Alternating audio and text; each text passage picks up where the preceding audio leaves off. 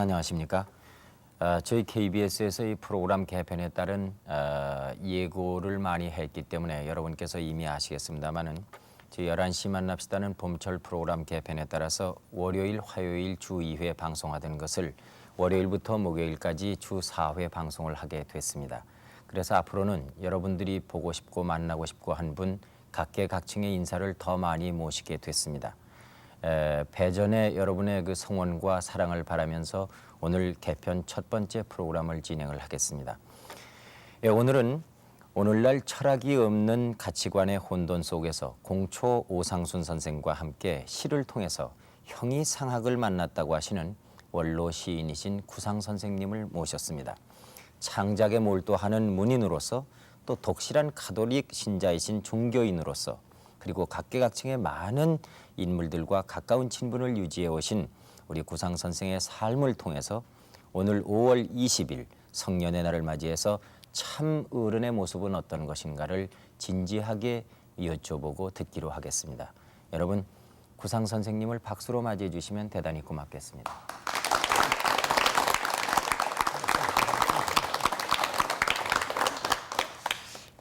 선생님 이렇게 모시게 돼서 영광스럽습니다. 아이고. 네. 올해 연세를 그러니까 좀 여쭤봐도요. 만 72입니다. 그러니까 예. 우리 나이로는 73이고요. 네. 그 3.1 운동이 일어나시던 바로 해에 그 해인데, 태어나셨다고 그래요. 네, 그런데 어떤 사람들이 날 3.1 운동엔 어떻게 했느냐고 그러는데 사실은 그 해에 저희 음력으로 8월이니까 우리 저 양력으로는 9월 달에 태어났어요. 그러니까 네. 지나고서 태어났죠. 네. 1919년생이십니다. 네, 그렇죠? 네. 근데 그 뭐 선생님의 그 어떻게 보면은 참 심볼이라고 그럴까요? 흰 머리와 흰 수염 그리고 항상 동안이신 그 혈색 좋으신 얼굴. 그래서 건강은 걱정을 안 했었는데 제가 듣자 하니까 그 가슴앓이로 굉장히 여러 차례 병원에 다니시고 입원도 하시고 그랬다고 그래요. 그런데 요즘은 건강이 어떠십니까? 겉만 이렇게 멀쩡해 보이지 속에 약점이 많아요. 나는 그 한 25년 전에 일본서 그 폐 수술을 2번이나 했어요. 네. 그래서 쉽게 말하면 폐 활량이 남은 한 4천 되죠 보통. 네. 그런데 난 1,700밖에 반도 못 돼요. 네. 거기다가 이제 당뇨가 있고 천식이 있고 이런데 네. 이번에도 당뇨에 의한 백내장 때문에 그 수술을 했는데 네. 그 당뇨 환자는 그게 아물질 않아요. 그래서 한 근 3개월여를 신고를 하다가 그래 일도 못 하고 그러다가 기동한 지가 얼마 안 돼요. 네. 그래 겉만 멀쩡합니다. 그래도 참 쾌차하셔서 얼마나 다행입니까? 네, 감사합니다. 네. 이 요즘 하루 일과는 어떠신지요?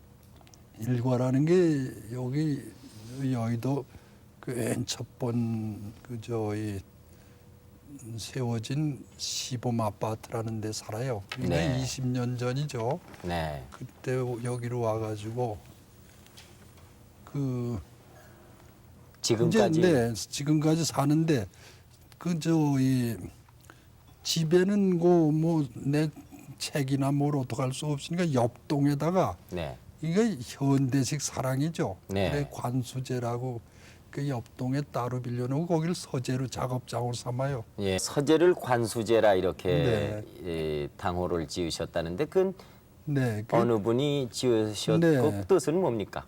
진주의 설창수 시인이 계신데 네. 그분이 그 당호라고 그러죠. 네. 소위 당호를 나에게 지어주었고 또 그 진주의 정명수라는 지금 80이 훨씬 넘은 90을 만 90의 노인이 그 촉성루라는 쓴 그 대피를 쓴 그분인데 네. 내 서재에 가면 관수세심 네. 물을 바라보고 마음을 씻는다는 그런 네. 네. 그 선생님 뭐 설창수 선생님을 말씀하셨습니다만은 그 외에도 그 정말 여러 계층의 사람들, 특히나 그 공초 선생님, 네. 그리고 또 김익진 선생님, 네. 이중섭 선생님, 김희석 선생님, 또 유다령 박사님, 네. 또 고 박정희 대통령, 그리고 중광수님 등 네. 뭐 각계각층을 망라해서 참 네. 여러분들과 돈독한 우위를 맺어오신 걸로 네. 들었습니다. 네. 그런데 그 일생을 통해서 그 중에서도 가장 우리 네. 선생님께 그 영향을 주었다고 그럴까요? 네. 그러니까 어떤 분일까요? 제게 아주 스승으로서 그 소위 나에게 큰 영향을 주고 오늘날까지도 제일 잊지 못하는 분이 그 폐허의 동인인 공초 오상 선생인데 네. 그분은 어떤 시의 우리 신시의 선구자로 뿐 아니라 모두들 잘들 몰랐는지 모르지만은 아주 그 초인이었어요. 도력이 그렇게 높으신 분이에요. 네. 내가 하나 구체적으로 그냥 뭔 얘기가 나오면 신바람이 나는데 네. 어느 정도의 뿐인고 하니 그분은 일본에서 동지사 대학을 종교 철학과를 나오신 분인데 나같이 종교학을 같이 전공하신 분인데다가 그 영어도 아주 유창하세요. 근데 이제 해방 전에 물론 무슨 친일이나 이런 활동을 하신 지 없으세요. 보성 전문이니 불교 전문에서 영어 가르치신 일밖에 없어요. 네. 동국대학 전신인 네. 그런데 그분이 해방이 되면 어떻게 하시는 거 아닌 머리를 그때부터 빡빡 깎으세요. 자기의 어떤 출가를 재확인하는 거죠. 말하자면 세속적인 데서 자기는 벌써 출가를 하셨다는 탈속한 그것을 하셨다는 걸 재확인해서 머리 빡빡 깎아요. 네. 그래서 이제 우리가 수주 벼롱로 선생하면 아주 기인이고 아주 초탈한 분이라고 이렇게 생각하지만 그분은 성균관 대학 교수도 하시고 네. 대한공로사 사장도 하시고 네. 월찬도 문총 최고위원도 하고 서울신문사 사장도 하고 네. 염상섭 같은 분도 그 폐허의 같은 동이지만은 교양신문 편집국장도 하고 네. 또 해군 중령도 하시고 네. 그런데 공초 선생님은 어떠신 거 아니 완전히 정말 뭐 어디 군정청 무슨 고문을 하신다든가 그렇지 않으면 대학 강단을 쓰신다든가 신문사 일을 하신다든가 또 그렇지 않으면 무슨 저희 절에 가서 강연을 베푸신다든가 네. 또 기독교에 대해서도 기독교 본래 기독교 출신이니까 어디가 목회를 하시다 일체 안 하시고 소위 더욱이나 어떤 정도인가 하니요. 그 해방 전에는 종로 종목에 자기 이모댁인가에 숙소가 있었어요. 네. 해방 후는 전혀 그 무정처 말하자면 완전히 자기가 오늘 저녁 어디서 주무시나 오늘 무엇을 자시나 하는 데서 떠나버렸어요. 하하. 그러니까 상상을 못해. 그러니까 그 소위 무정처 무소유 네. 또 무이화로 그렇게 아무것도 하신 게 없어. 네. 근데 한 가지 하신 게 있어. 뭘 하서는 거 아니요? 청동다방이 제일 중심이었습니다마는 이 사인북을 이런 걸 내놓으시고 그 위에다 뭘 쓰시는 거 아니에요? 맨 첫 번장에다가 연기는 사라져서 어디로 갈까? 이렇게 이런 말하자면 자기가 이렇게 그런 얘기를 소위 선문답 하듯이 그런 화두를 하나 쓰세요. 네. 그래놓고 오고 가는 사람들에게 모두 거기다가 그 화답을 쓰라는 거예요. 하하. 그게 무슨 자기가 요새 말하면 시민선이니 가두선이니 이런데 그런 것을 일제 표방하시지 않고 소위 젊은이들에게 특히 젊은이들에게 형이사학적 문답을 시켰었죠. 네. 자기의 삶의 본질 말하자면 존재에 대한 물음을 거기서 묻게 하셨어요. 그러니까 모두 세상이 다 현실로 경사했을 때 혼자만이 말하자면 그 정신적인 피안을 지키신 분이에요. 뭐 불교로 말하면 그런 걸 무해행이라고 그러는데 완전한 자유, 그 구속이 없는 것을 사시는 자기가 실천하세요. 그 무해행에 완전히 철두철미하신 분이었어요. 네. 네. 그러니까 뭐 현실 경륜은 물론이고 완전히 무해행의 그런 초탈한 분이었어요. 아하. 네, 뭐 그건 한국의 종교가나 또 그렇지 않으면 철학자나 뭐 현실은 말할 수 없고 모든 분을 다 합해서도 소위 불교적인 표현을 하면 그 근기 자체가 그렇게 크신 분은 우리가 상상할 수 없어요. 네. 펄벅 여사도 네. 소위 미국의 작가 펄벅 여사도 거기 와서 글쎄 아까 영화가 된다고 그랬지만은 그걸 그분이 쓰셔서 뭘 쓰셨는가 여기다 여러분들에게도 그게 도움이 될 거예요. 내 번역해서만 얘기할게요. 어둡다 불평하지 말고 한 촛불이라도 켜는 것이 낫다. 네. 물론 중국의 어떤 속담의 하나입니다마는 그 격언의 하나입니다만 그걸 써놨어. 그 펄벅 여사도 와서 청동다방을 찾아가가지고 네. 네. 그 청동다방에 모이시던 분들 그 세대를 일컬어서 청동시대라고까지 했다니까 네. 얼마나 그 다방이 유명했고 그 다방이 유명해진 이유가 공처 선생님 때문이었겠는가 하는 생각을 하게 됩니다. 195권을 남기서는데 그 네. 청동산맥이라는 거. 네. 그게 지금 건국대학의 대부분이 보존돼 있어요 도서관에. 아하. 네. 네. 그 요즘 공처 선생을 위해서는 어떤 일들을 합니까? 글쎄, 그 공처 선생님의 업적을 기리는 무슨 사업을 하시는 분이 있습니까? 공처 숙모회라는 게 있는데 공처 네. 오상 선생 숙모회. 네. 그러니까 일반은 추모인데 이분은 도인이 있었으니까 네. 숙모회라고 그러는데 명색이 내가 책임자인데 네. 그 다른 현실적인 의미에서 장이라는 걸 내가 일색을 기피하는 건데 네. 그거하고 이중섭이 기념사업회하고 둘만은 내가 명색이 대표예요. 네. 그래서 지금 공처 오상순 선생 근데 6월 3일 1963년에 돌아가셨는데 6월 3일이면 매 아직도 5, 60명이 그 무덤에 모여요. 그 물론 독신이 있어서 아무 자손이 아무런, 없습니다. 네. 가족이 없으시죠. 네, 그리고 그래서 올해는 무슨 그분을 위한 그 유형한 걸 남기신 분이 아니니까. 네. 그래서 무슨 공처 상이라도 그래도 하나 제정을 해서 할까 하고 무슨 모두 동인들이 전람회를 하나 올 그저 이 가을에는 10월달에 그 날짜도 받아 놓았습니다. 네. 그래 그걸 가지고 조금 현실적으로 뭘 좀 맹길해 볼까 하고 그럽니다. 네. 네.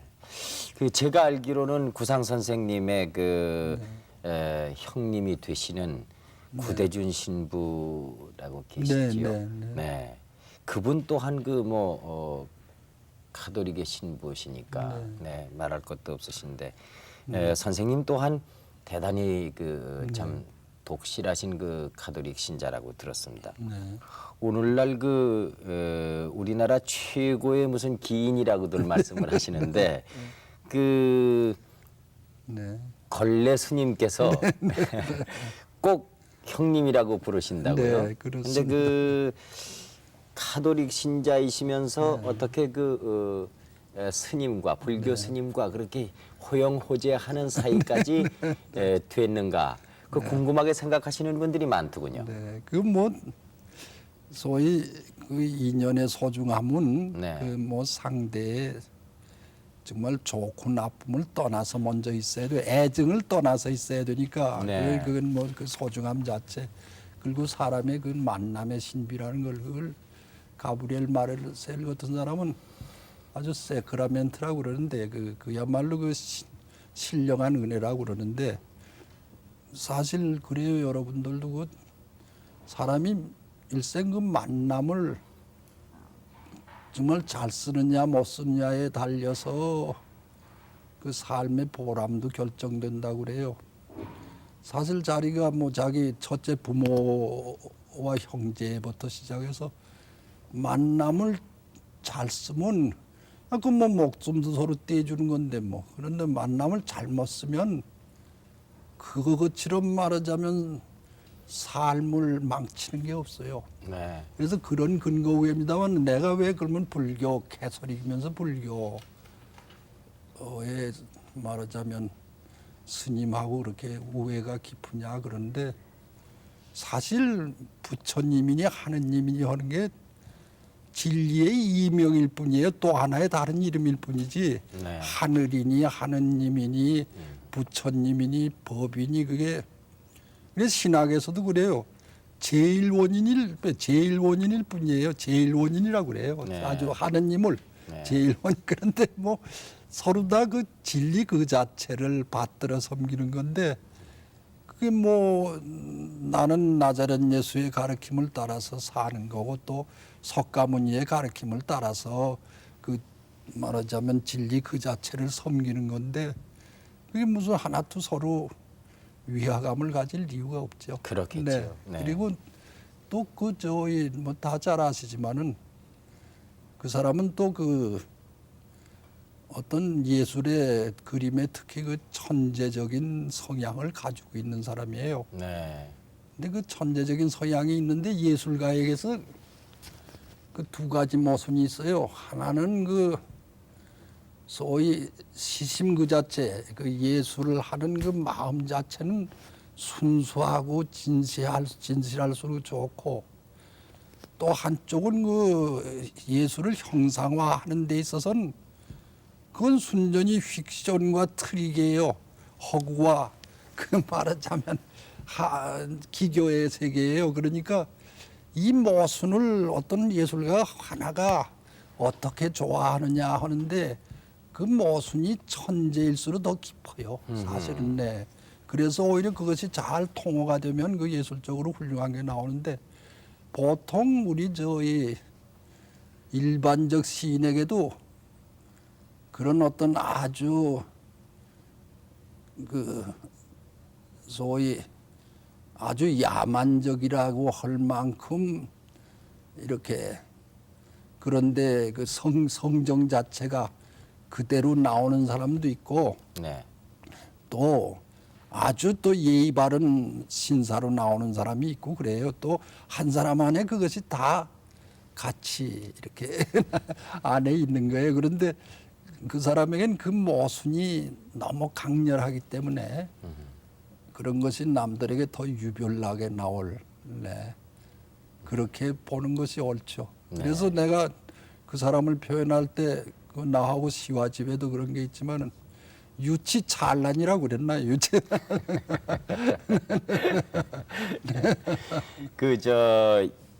그 이중섭 화백과 같은 고향이시라면서요? 네 선생님 사실은 고향이 어디십니까? 원산이에요. 아, 원산인데 원산이군요. 네. 엄밀히 말하면 나도 4살에 그쪽으로 그 아버님이 가톨릭의 교육사 맡아가서 그쪽으로 가시고 그 사람도 저 pé안도 대동군인데 네. 원래 그런데 그 형님이 거기 와서 백화점을 냈어요. 네. 한국인으로서는 백두상회라고.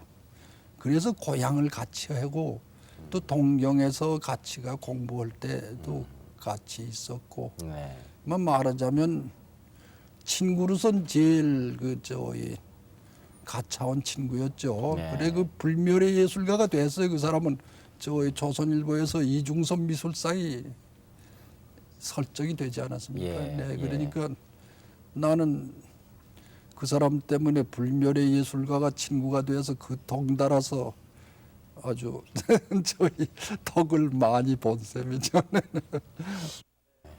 선생님 응향 필화 사건이든가요? 그렇죠. 네, 그걸 비롯해서 뭐 여러 번 그 필화 사건을 겪으신 분으로 네. 저희들이 알고 있습니다만은 회고하시기 뭐 네, 뭐 간단 명료하게 귀찮으시면은 안 하셔도 되고요. 그뭐 격동기에 하나의 지식인이 다 치를 수밖에 없는 거 어떡합니까? 그래도 선생님 그 현실의 경영에는 그 참여하시지 않으시면서 꾸준한 그 문학 활동에 전념해 오신 분이라고 알고 있거든요. 네. 그러나 결국 여러모로 네. 현실을 그 경영치는 않더라도 네. 전혀 그 외면하시진 않은 분이다 이렇게 느껴집니다. 근데 요즘 그 문인들 특히 그 시인들이 그 현실 참여가 많습니다. 네. 이 점에 대해서는 그 원로 선배로서 어떻게 생각을 하시는지요? 글쎄 그 소위 문학 그 자체는 그런 역사의식이 말하자면 결여돼 가지고서는 네. 참된 의미의 문학이 안 되죠. 네. 그런데 쉽게 말해서 현실의 어떤 경영에 참여한다는 거, 무슨 정치가가 된다든가, 그것은 양립을 할 수 없죠. 네. 쉽게 말해서 양립을 할 수 없고. 그런데 그 지금들 특히나 그 현실 참여를 어떤 그 당위성, 그 전략적 가치로서 더구나 글에 있어서도 그것이 어떤 전략적 가치로 써서는 안 되죠. 그 소위 문학예술 자체라는 것은 사실에서는 우주적인 연민이나 우주적인 감각 속에서 있어야 되는 건데, 그런 전략적 가치로서의 어떤 문학이라는 게 씌워지면 그건 목적 문학의 세계가 되니까요. 네. 이 목적 문학이라는 건 예술성을 갖추지 못하죠. 네. 그리고 아까 더욱이나 그 물론 그건 사람마다 성정에 따르지만은 뭐 그런 사람들이 있어요. 저희 우리가 쉽게 말해서 그 해밍웨이 같은 사람도 스페인 전란에 참전도 하고, 또 그 저희 마르로 같은 사람도, 안드레 마르로 같은 사람 불란서에 문화상도 하고 그랬죠. 그 드골에 아주 한판이 되고 그랬는데, 그렇게 여유 있는 사람도 있고. 그렇지만은 내가 보기에는 그 현실 경영에 나서는 거는 자기의 어떤 문학적인 작업에 을 손실시키기가 쉽다고 보고요. 네. 또 한 가지 있어요. 어디까지나 그 문학 작품에서의 현실이라는 건 순화의 대상이지 저주나 말살의 대상이 아니에요. 그러니까 하나는 우리가 뭐 쉽게 말해서 오늘의 현실을 다루더라도 저주나 말살이 아니에요. 뭐 그것은 북한에 대해서도 마찬가지예요. 김일성이 쉽게 말해서 김일성 그 주석 자체도 나하고 정치적인 어떤 말하자면 은원이 있더라도 끝까지 그 죽일 놈이라고 이렇게 생각 안 해요. 이건 순화의 대상이죠, 끝까지. 마침 오늘이 그 성년의 날입니다. 네. 그 성년의 날, 글자 그대로 어른이 되는 날이 아니겠습니까? 오늘 그 현실에 대해서 개탄하는 많은 젊은이들, 특히 갓 성년이 된 그 젊은이들이 참 그 극단적인 행동을 하는 사태가 있습니다. 목숨을 버린다거나 서로 이렇게 참 미워서 그러는지 어쩔 수 없어 그러는지 모르겠습니다만은 돌팔매를 하고 이래서 다치고 말이죠. 그 부모들이 굉장히 참 가슴 아파합니다.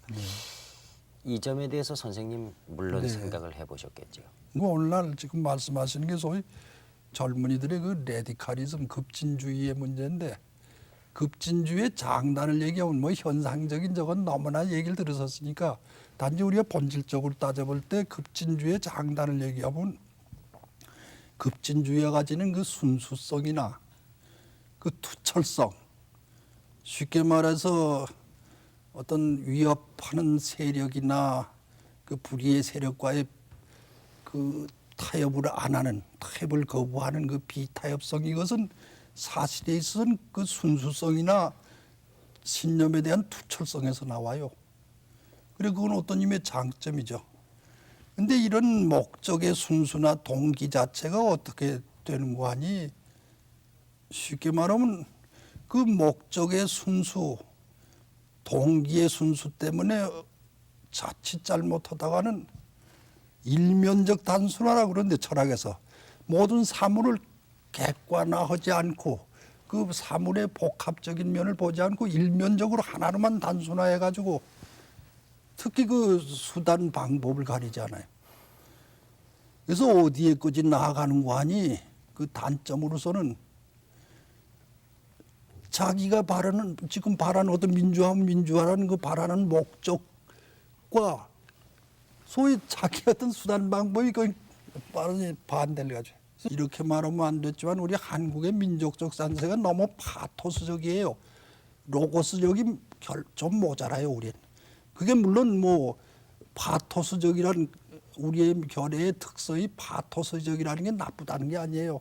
사람이 그 특성을 잘 쓰면 그게 장점이에요. 뭐 좀 까분다 하는 사람이 그거 잘 쓰면 민첩한 거예요. 뭐 나쁘다는 게 아니라 파토스적인데 그런 이성적인 면, 로고스적인 면이 우리에게 지금 이 결여돼 있는데, 그러니까 그 청년들이 그런 의미에 더군다나 그 감정적으로 그걸 일면적 다순화해버리면 어떤 의미에 그런 것은 우리가 지양돼야 되고, 또 한 가지 그 레디칼리즘의 아주 또 단점의 하나로선 모든 사물의 그 자기도 가지고 있는 한계성, 인간이 유한적인 존재인데 그 유한성의 한계성, 자기가 그 자리에 올라가도 뵐 수 없는 그 한계성이나 프로세스, 도정에 대한, 과정에 대한 거를 다 무시해버리고 오늘에서 모든 걸 절대화하려고 들어요. 네. 아니, 사람이 산다는 자체가 프로세스예요. 네, 과정인데 그 어떻게 모든 걸, 그래서 인간의 유한적 존재가 모든 걸 절대화하면 어떡합니까? 그런 의미에 우리가 지양들을 해야 되고요. 이건 현상적인 문제에서 지금 젊은이들 얘기를 했지만은 원천적으로 가지는 우리의 문제라는 건 뭐 다 아시다시피 우리의 그 소위 8.15의 격동기에 있어서의 모든 사회적인 혼란 속에서의 우리의 어떤 전통적인 윤리의식 이런 게 다 말살된 데다가 또 물질주의나 기능주의가 그만 쏟아지는 바람에 오늘의 저희 여러분들 아닙니다. 사실 평균 연령 요새 50대라고 보면요. 그 50대 자체들이 그때 아마 대살도 했겠죠. 평균 연령이. 오늘의 이 추진력군들이 그 사람들이 8.15 가정교육을 그 혼란 속에서 잘 받았겠습니까? 학교 교육을 잘 받았겠습니까? 사회교육을 잘 받았습니까? 이건 뭐 누굴 지칭의 얘기지 아니지만은 그 중에 수재들이라는 사람들이 저 미국에 가서 전문적인 학위들을 받고 왔지만 엄밀한 의미에 그들이 인륜이나 인문에 대한 지식들이 전혀 없어요. 쉽게 말하면 그 사람 보고서 너희들 다산의 목민신부 한번 읽어봤느냐, 저 충무공의 난중일기 한번 읽어봤느냐 그러면 아마 우리의 정책 집행자나 또 정책 리반자들이 그거 읽은 사람 아마 쉽지 않을 거예요. 이렇게 인문이나 인륜에 전혀 깜깜한데, 원천적으로는 어른들의 그러한 소위 반인륜적이고 반인문적인 오늘의 그 모습이 또 거기에다가 쉽게 말하면 부패하고 타락된 오늘의 현실, 특히나 정치권 같은 데 그 모든 인간의 소위 자귀들이 그게 이 젊은 순수한 눈에 얼마나 정말 그게 아주 정말 증오로 임해지겠어요. 네? 얼마나 거기에 정말 그 소위 그 비판 정도가 아니죠. 뭐 아주 저기 완전 부정의 대상이 되는 거죠. 네, 이거 그래서 오늘의 현상이 나오는데 그 현상에 오늘의 그 급진주의가 본연을 가진 아까 본질적인 면이 그런 데다가 이들 역시도 그런 자기 존재에 대한 물음도 없거든. 네?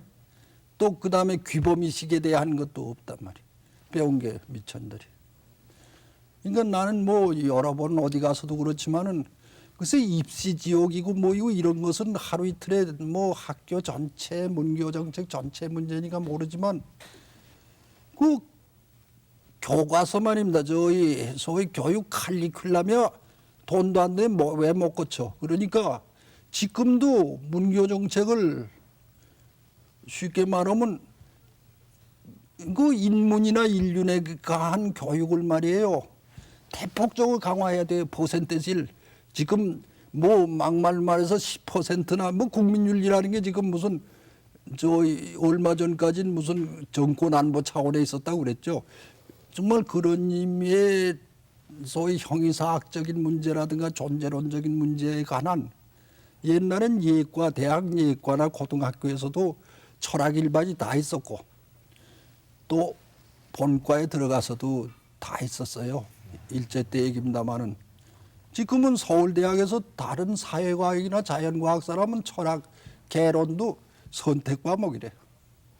근데 내가 이거 뭐 여러 번 신문에도 내가 저 한국경제의 칼럼을 가지고 있으니까 여러 번 그것도 고치라고 그래도 그거야 왜 못 고쳐? 인륜이나 인문에 대한 저희 교과를 카리큘럼 자체를 이렇게 강화하는. 네. 그거는 돈도 안 들 건데, 네. 그거 결단들은 못 내려요. 네. 뭐 학교 그렇게 입시 문제도 얘기하는 사람들도 자기 집 아이들은 다 과외시켜 가면서 얘기해요. 네. 뭐 챔피언이니 무슨 또 금메달 탄 무슨 메달리스트니 이런 사람들 그 왜 최누군가 한 사람 아시아 올림픽에서 수영에 금메달 탄 사람 있죠? 네. 누구라? 최윤희양이라고 네, 그 사람이 여자 수영 선수. 그 끝나고서 내가 지금까지 머리에 남아요. 다시 자기는 수영 선수도 안 하고 수영 코치도 안 한다고 그럽디다 그때. 그 왜? 그 강훈 반대급부 소위 권투의 챔피언인 뭐이도 그 강훈 네 올림픽 선수 이것도 그 강훈을 견디자면 그 반비례해요. 그런 의미에서 여러분들 그 올림픽 선수나 그런 챔피언 안 돼서 다행스럽지 뭐. 그저 보통 사람으로 평범하게 사는 것이 제일 좋은가 봐요. 사실 그래서 무소유의 행복을 가리키지 않습니까? 예. 종교들이. 예. 네, 그런데 거기까지는 내가 모르겠습니다만은 사실에 있어서는 글쎄 남의 저이 이웃집 담안에 있는 장미는 아름답지 않은가요? 네. 뭐 들에 있는 꽃들 다 아름답죠. 그걸 꼭 들여다 자기 안에 놔야만 아름다운가요? 내가 어떤 돈 번 친구 집에 갔더니 그 소위 거실이죠, 응접실에다가 요새 그 민속 예술품이 그 민구가 아주 그런다니까 소여물통을 턱 갖다 놨어 그래. 그래서 저게 지금 민속 예술품을 감상한다고 그러지만 저게 소여물통이 어디 있어야 되는 건지도 모르고 그러는구나 그래. 근데 요즘 그 선생님이 보시기엔 다 뭐 전화 딴 사람이나 많이 그렇게 보이겠죠. 저 역시도 그렇습니다. 나이는 어른이로되 어른이지만 생각은 아직도 어린애 같을 때가 많이 있습니다. 네. 어떻게 하면은 어른다운 어른이 될 수 있겠습니까?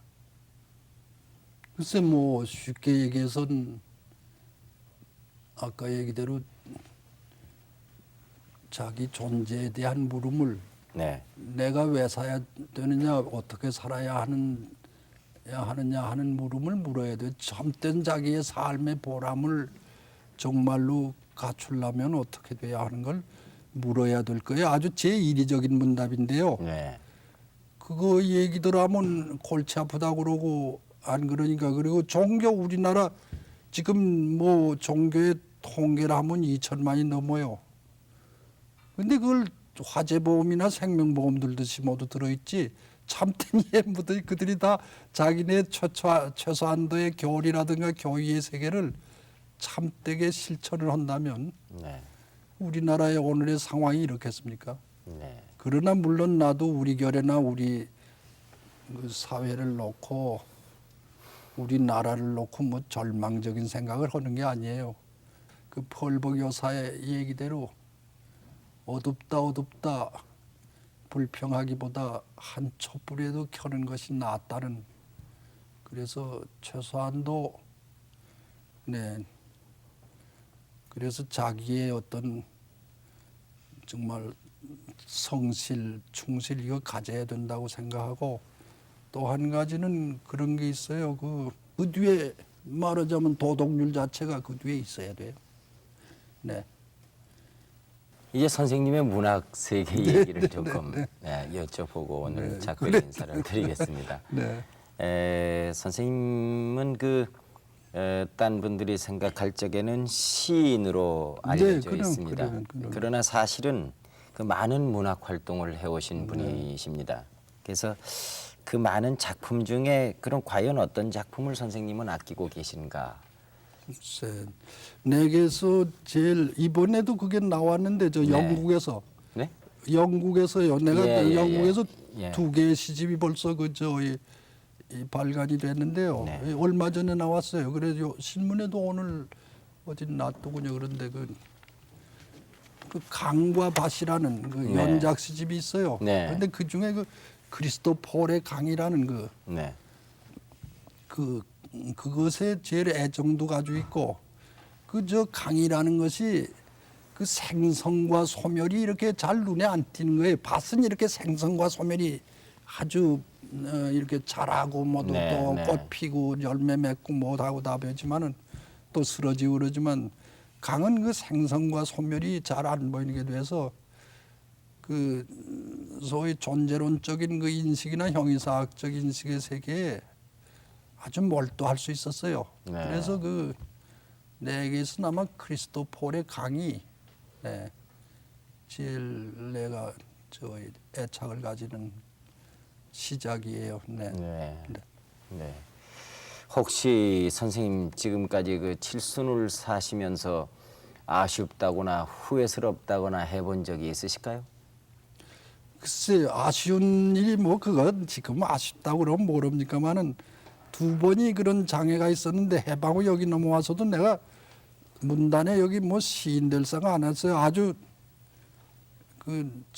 일본 옛적부터 그런 얘기인데 동서사상의 비교 연구를 한다고 네. 북경의 보인대학원이란 대학원에다 보인대학원 지금 네. 대만에도 와 있는 게 가톨릭계예요. 네. 거기다 다 수속을 하고 그 경주 부여를 한 바퀴 돌아서 이제 닷새 후에는 배도 다 사놓고 인천에. 그래 가서 나는 거기 가서 한 5년 있다 그다음엔 저기 유럽에 가서 한 5년 있고 그래서 동서사상의 비교 연구원다는 그 말하자면 젊음으로서의 큰 포부였는데 그만 그 닷새 전에 그만 진따오 청도가 함락이 됐어. 네. 그게 아쉬움이 안 하고 2번 나가 그런데 그 후에는 외지에 많이 갔는데 그 불란서 그 파리 대학의 학사원에 대학원에 다 수속을 해놓고 그건 모레 떠나 비행기표 물론 모레 떠나는데 오늘 감옥으로 그만 갇혀 들어가서 내 딸이 저기 서대문 형무소 와서 아버지 여기가 파리야 그랬는데 내가 뭐라 그래 우리야 우리 그랬더니 선생님은 뜻대로 시를 쓰실 수 있지 않습니까? 글쎄요. 선생님의 네. 시의 세계를 누가 이래라 저래라 감히 할 수 있고 글쎄 그런 의미에서 그런 의미에서는 뭐 제일 정말 그래서 남아 일생에 한번 걸고 들어야 되겠다고 생각해서 네. 오늘날까지 붙잡고 있는 거죠. 그 넓이와 깊이 그 시의 세계를 선생님이 그저 언제든지 생각이 나시면 쓰실 수 있고 창작하실 수 있으니까요. 감사합니다. 주인으로지 그 시를 한 편이라도 보는 것만으로 참 고마움을 느낄 때가 아유, 많습니다. 네, 감사합니다. 선생님 오늘 대단히 고맙습니다. 네, 너무 아무쪼록 감사합니다. 건강하셔서요. 그 공초 선생님의 그 숙모 사업이라든가 네, 그 참 2분도 없으셨던 그 네. 친구 이중섭 화백님의 그 네. 추모 사업이라든가 네. 이런 것이 다 좋은 마무리를 갖게 되길 바랍니다. 감사합니다. 그런데 오늘 여러분들에게도 그 요새 현실 사태에 대해서 말이 언급이 되니까 열을 너무 내서 늙으니까 객기를 피운 것 같아서 정말 미안합니다. 용서하십시오. 앞으로도 종종 저희들이 그 모셔서 좋은 말씀을 들을 수 있도록 건강에 유의하시고 그리고 좋은 그 시의 세계를 많이 저희들에게 보여주시기 바랍니다. 네, 감사합니다. 네, 감사합니다. 수고하셨어요. 네. 네, 오늘 성년의 날을 맞이해서 원로 시인이신 구상 선생님을 모시고 선생님의 인생과 문학 세계 그리고 혼란된 현실 속에서 우리 어른들이 어떤 자세를 가져야 할 것인가를 들었습니다. 시청해 주신 여러분 대단히 고맙습니다. 안녕히 주무십시오.